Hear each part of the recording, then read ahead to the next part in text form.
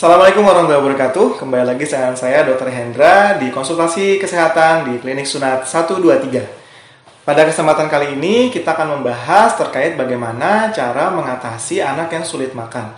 Seperti yang kita ketahui bersama bahwa makan itu sangat diperlukan untuk anak, apalagi untuk perkembangan dan pertumbuhannya. Untuk makanan sendiri itu dibutuhkan sekali untuk pertumbuhan mulai dari otot, tulang, hingga perkembangan sarafnya, dan juga pastinya akan berpengaruh terhadap kecerdasan anak. Untuk anak sendiri pada usia 1-6 tahun dibutuhkan 1.100 hingga 1.600 kilokalori dalam sehari. Sehingga untuk makan ini sendiri juga harus menjadi salah satu concern kita sebagai orang tua, bagaimana mengatasi jika anak sedang sulit makan. Pertama, yang perlu kita pahami adalah anak untuk makan itu membutuhkan suasana yang baik. Suasana yang baik ini hanya bisa diketahui dan didapatkan melalui bentuk suasana yang bisa membuat anak itu ingin makan. Mulai dari yang pertama, suasana makan yang kurang baik, misalnya makan sambil nonton TV atau makan sambil bermain, sehingga anak tidak fokus ketika makan. Suasana yang terbaik adalah ketika anak makan duduk bersama dengan kedua orang tua di meja makan.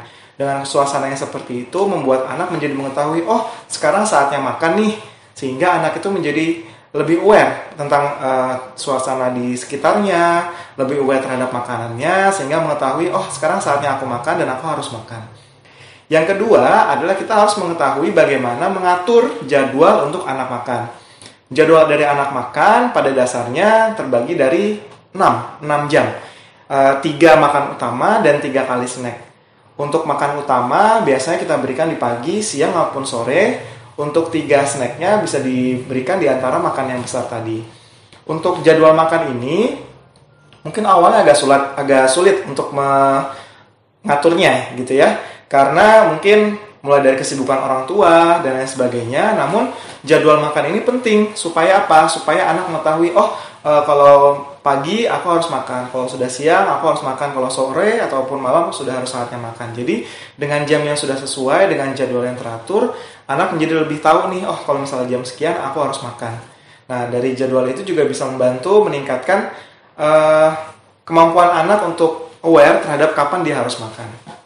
Yang ketiga adalah bagaimana kita sebagai orang tua bisa memberikan makanan-makanan yang tidak bosan untuk mereka, sehingga kita harus jadi orang tua yang kreatif. Bagaimana kita bisa memberikan pola-pola makan atau menu-menu makanan yang variatif, sehingga anak itu tidak mudah bosan terhadap makanannya. Karena anak kecil pun juga sama seperti kita, bahwa kita tuh juga mungkin kalau setiap hari makan nasi putih tentunya akan bosan. Sedangkan karbohidrat itu tidak hanya didapatkan dari nasi putih, bisa diganti misalkan dari kentang atau dari jagung atau misalkan dari ubi atau bihun.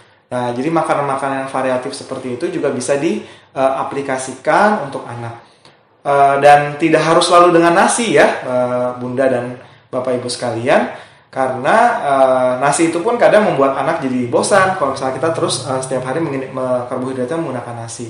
Bisa diganti dengan jagung dan lain sebagainya. Untuk protein bisa divariasikan misalkan ayam goreng ataupun ikan ataupun putih telur ya, atau telur dadar. Hal-hal yang mungkin tidak membuat anak menjadi bosan. Selanjutnya yang perlu kita pahami adalah bagaimana kita bisa mengatur untuk minum dari anak.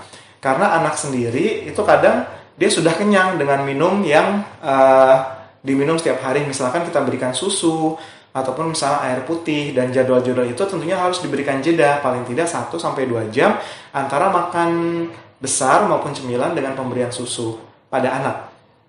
Demikian untuk tips bagaimana mengatasi anak yang sulit makan. Semoga bermanfaat. Terima kasih. Assalamualaikum warahmatullahi wabarakatuh.